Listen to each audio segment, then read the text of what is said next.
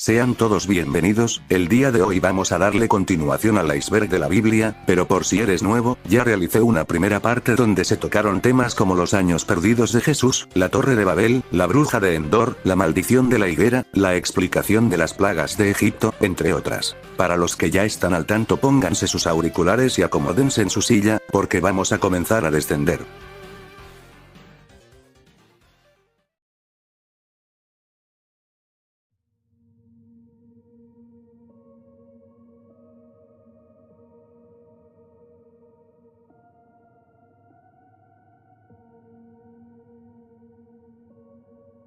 David y Jonatán fueron dos figuras heroicas del reino de Israel, quienes formaron un pacto registrado en los libros de Samuel. Jonatán era el hijo de Saúl, rey de Israel, de la tribu de Benjamín, y David era el hijo de Jesé de Belén, de la tribu de Judá, y presunto rival de Jonatán por la corona. Sin embargo, después de la muerte de Jonatán, David, siendo rey, sentó gentilmente al hijo de Jonatán, Mefiboset, en su propia mesa real en lugar de erradicar la línea del antiguo rey Saúl, esto debido al pacto que tenían entre ellos dos. El texto bíblico no describe explícitamente la naturaleza de la relación entre David y Jonatán, pero la interpretación religiosa tradicional y de la corriente principal manifiestan de que había sido una relación de amor platónico y un ejemplo de homosocialidad. Parte de la literatura medieval y renacentista posteriormente se basó en esta historia para subrayar las fuertes amistades personales entre hombres, algunas de las cuales incluyen amor romántico.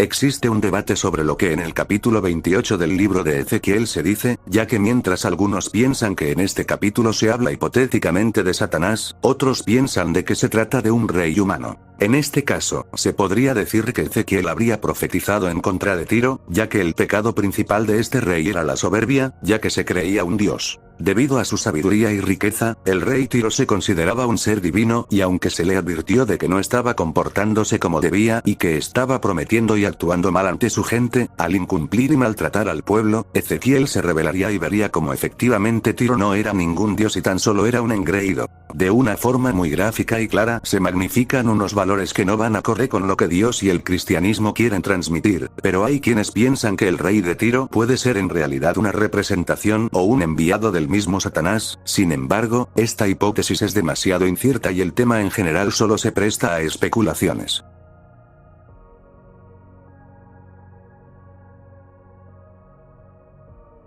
La burra de Balaam es una historia que aparece en el libro de Números y relata cómo Balac, rey de Moab, tenía miedo de que el pueblo de Israel acabara con todos los de su reino, por lo que le pide al profeta Balaam que vaya a maldecir al pueblo de Israel. Sin embargo, Dios se lo niega. Balac le vuelve a insistir a Balaam y esta vez Dios accede, pero con la condición de que vaya a bendecirlos, por lo que Balaam ensilla a su burra y va hacia donde está el pueblo de Israel, pero aún con la intención de maldecirlos, y es entonces que un ángel de Dios se aparece en el camino, pero que solo la burra puede ver. En la primera ocasión, la burra se sale del camino, en la segunda vez se acerca a una pared, aplastando el pie de Balaam, y a la tercera se echa en el camino, y en cada ocasión, Balaam la golpeaba con una vara. Entonces, Dios hizo que la burra hablara, y le preguntó por qué la trataba así, por lo que Balaam se pone a discutir con ella diciendo que le pegaba por hacerlo quedar como tonto y que si tuviese una espada la hubiese asesinado en ese mismo instante, pero la burra le dijo que ella le había servido por muchos años y que nunca lo había tratado así, por lo que finalmente, Dios hizo que Balaam viera al ángel y se diera cuenta de su error. Esta, más que ser una historia de índole oscura, es más una anécdota curiosa y a la vez cómica.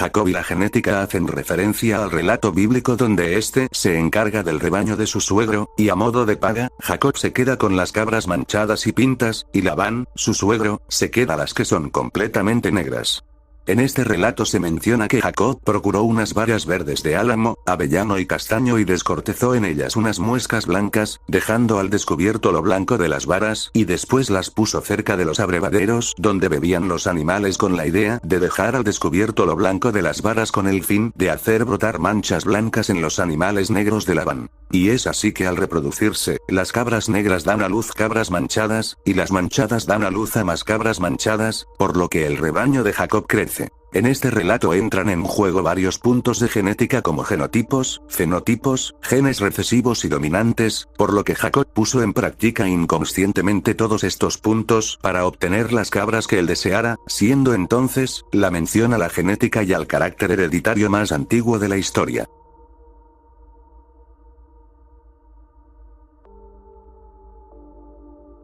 La epístola a los laodicenses, es una carta que se encuentra en algunas ediciones de la Vulgata, y existe una creencia de que es una falsificación obtenida de epístolas paulinas auténticas. El profesor de teología Adolf von Arnack menciona que la carta fue escrita por Marciono por uno de sus seguidores, pero a pesar de un examen literario, su sugerencia no puede ser demostrada o negada. De todos modos, esta pequeña obra no contiene narraciones, doctrina o enseñanza que no se encuentren en otros lugares del canon de la Biblia, por lo que es considerada como una carta perdida de Pablo de Tarso.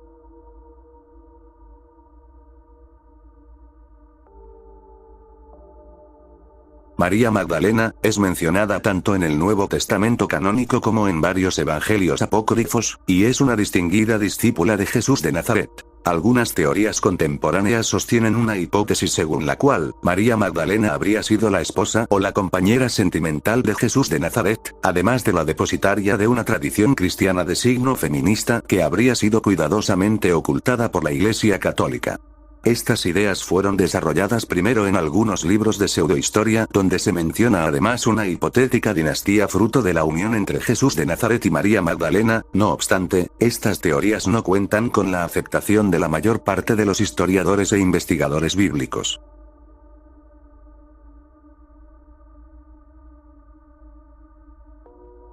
El libro de Susana, también conocido a veces como el Juicio de Daniel, es un libro que se encuentra en la colección de escritos apócrifos. Los 64 versículos de este libro se centran en la historia de Susana, esposa de Joaquín e hija de un sacerdote, donde los ancianos la observan mientras se baña. Posteriormente, se acercan a ella y le exigen que tenga relaciones sexuales con ellos o la acusarán falsamente de engañar a su marido con un joven. Susana rechaza la oferta y pide ayuda a gritos, por lo que en el tribunal, Susana se enfrenta a sus acusadores, pero la declaran culpable de infidelidad. Camino a su ejecución, Dios guía a Daniel para que le diga al pueblo que regrese para un nuevo juicio, por lo que Daniel interroga por separado a cada uno de los ancianos y así descubre sus mentiras. Susana es puesta en libertad y los dos ancianos son condenados a muerte. Esta importante narración se centra en la recta devoción de Susana a la ley de Dios, así como en las consecuencias de la desobediencia. Sin embargo, aunque el contenido del libro es fácil de comprender y ha sido considerado importante durante la historia, no ofrece información definitiva que confirme su historicidad.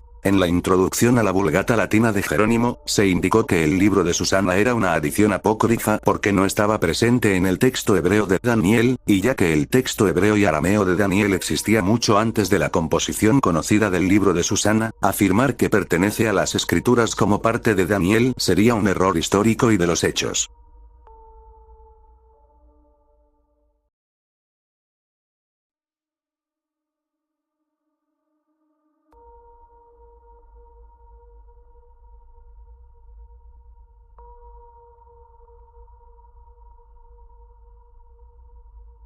En el libro del Génesis se presentan acontecimientos bastante extraños, y uno de ellos es el de las hijas de Lot y su preocupación de no encontrar varones en la tierra, por lo que éstas embriagan a su padre para acostarse con él y así asegurarse de que la descendencia se propague, mientras que al fondo se vislumbra el incendio de Sodoma y Gomorra y a la esposa de Lot convertida en una estatua de sal tras desobedecer el mandato de Dios. También está el relato de los dos ángeles que aparecieron en forma de hombres y los varones de Sodoma trataron de cometer una acción homosexual con ellos sin saber que eran realmente ángeles, y en un esfuerzo desesperado para salvar a sus huéspedes, Lot ofreció desvergonzadamente a sus dos hijas a la gente a cambio de que dejaran en paz a los ángeles. En fin, a pesar de ser un caso muy controvertido, la Biblia no apoya todo lo que registra, y el caso de Lot y sus hijas es un buen ejemplo de ello, pues este fue un acontecimiento descriptivo, más no prescriptivo.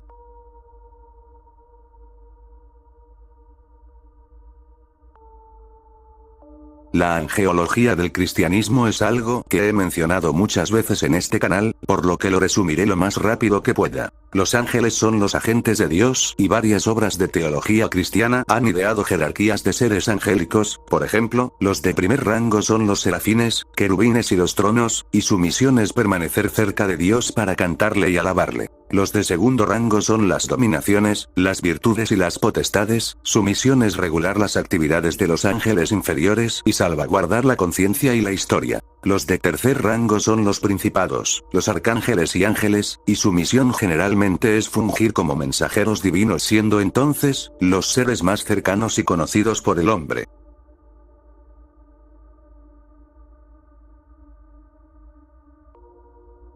Simón el Mago, fue un líder religioso samaritano y posiblemente gnóstico que es mencionado en la literatura cristiana primitiva. En el texto cristiano apócrifo de los Hechos de Pedro, se narra cómo Simón exhibía sus poderes mágicos en Roma, volando ante el emperador romano Nerón en el foro romano para probar su condición divina, mientras que los apóstoles Pedro y Pablo rogaban a Dios para que detuviese su vuelo, y así pasó. Simón paró en seco y cayó a tierra, donde fue apedreado. Las distintas fuentes de referencia sobre Simón presentan imágenes muy diferentes de su figura, hasta el punto de que existen discusiones sobre si se refieren a la misma persona o a sujetos distintos, pero asumiendo que todas las referencias aluden a un solo personaje, la referencia más antigua se encuentra en el capítulo 8 de los Hechos de los Apóstoles, relato que habla sobre una persona llamada Simón el Mago que practicaba la magia en la ciudad de Sebaste, en Samaria, el cual fue convertido al cristianismo por Felipe, pero que después trató de comprar a los apóstoles para que le concedieran el poder del Espíritu Santo.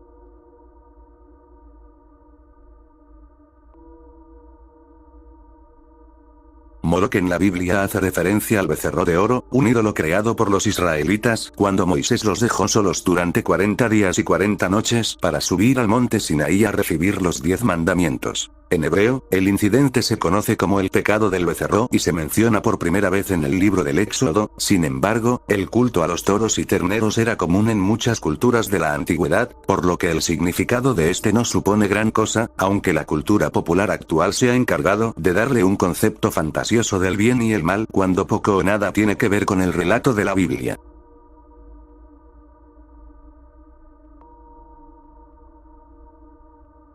Aparentemente, hay presencia de camellos en ciertos pasajes de la Biblia que algunos consideran anacrónicos o históricamente inexactos. Por ejemplo, en el libro del Génesis se menciona que Abraham y otros personajes bíblicos poseían grandes rebaños de camellos. Sin embargo, los camellos no fueron domesticados en el cercano Oriente hasta alrededor del siglo X a.C.,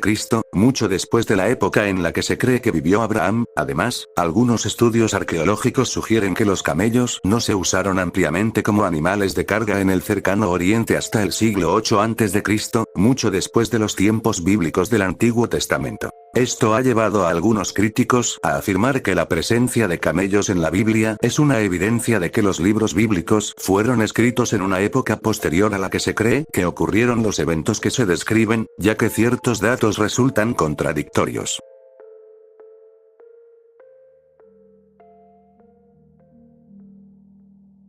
El libro de Enoc es un intertestamentario que forma parte del canon de la Biblia de la Iglesia Ortodoxa de Etiopía y la Iglesia Ortodoxa de Eritrea, pero no es reconocido como canónico por las iglesias cristiana y católica, a pesar de haber sido encontrado en algunos de los códices de la Septuaginta. El libro de Enoc contiene material único sobre los orígenes de los demonios y gigantes, sobre por qué algunos ángeles cayeron del cielo, una explicación del por qué el diluvio universal, una exposición profética del reinado de 1000 años del Mesías, del cómo Enoc fue una persona muy cercana a Dios, varios secretos celestiales como la alquimia, la metalurgia, las ciencias, la hechicería y hasta la brujería. Además, Enoc fue de los pocos personajes de la Biblia que fueron llevados al cielo por Dios en carne sin experimentar la muerte. Las teorías del por qué este libro fue eliminado de la Biblia cristiana y católica son muchas, aunque la más conocida es que la Iglesia Católica la eliminó del canon bíblico por poseer contenido que iba en contra de la enseñanza general, además de ocultar y eliminar algunos simbolismos durante el oscurantismo.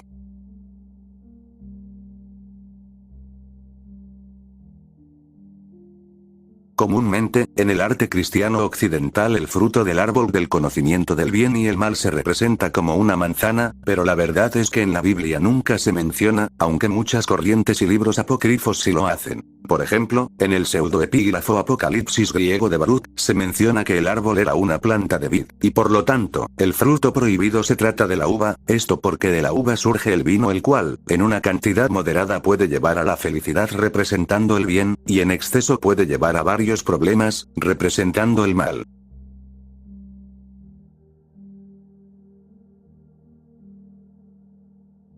La hipótesis del desvanecimiento es cualquiera de una serie de ideas que tienen como objetivo explicar la resurrección de Jesús, proponiendo que él no murió en la cruz, sino que simplemente cayó inconsciente y más tarde fue revivido en la tumba en el mismo cuerpo mortal. La hipótesis del desvanecimiento surgió por primera vez en el siglo XVIII y las ideas que intentan explicar la resurrección de Jesús siguen siendo motivo de debate incluso hoy en la actualidad.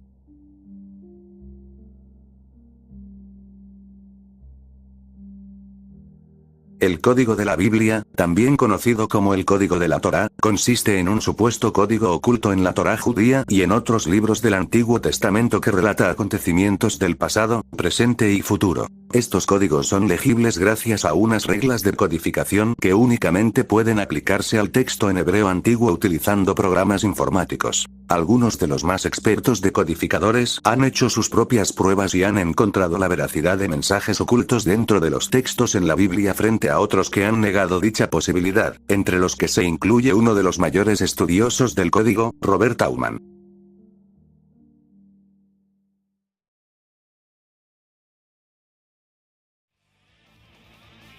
Hasta aquí dejaremos el vídeo por hoy. Realmente pensaba unir la última capa y terminar con este tema por completo, pero optaré por hacer el recopilado de todos los niveles en un solo video y añadiendo una capa extra para que no vean el mismo video con novedades mínimas. En fin, si el vídeo les gustó, pueden dejar un pulgar arriba y comentar, pero si se suscriben y comparten sin duda compensaría todo el tiempo y trabajo detrás de cada vídeo. Yo me despido por hoy, que pasen muy buenos días, tardes o noches. Hasta la próxima.